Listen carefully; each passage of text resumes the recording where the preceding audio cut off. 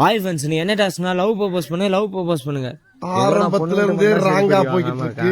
ரணரணமா யாருக்கோ பொண்ணுக்கு தான் ஃபோன் பண்ணி ப்ரோபோஸ் பண்ணி பார்க்க போறோம்.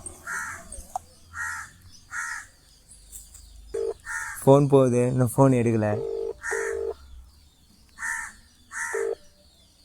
ஹலோ கியூட், நான் ராஜேஷ் பேசுறேன். என்னென்ன சொல்றான் பாருங்க. கியூட், நான் ரொம்ப நாளாக உன்னை சைட் அடிச்சுட்டு இருக்கேன்.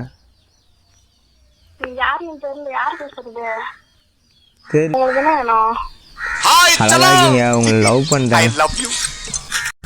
ஹலோ கியூட், கேக்குதா?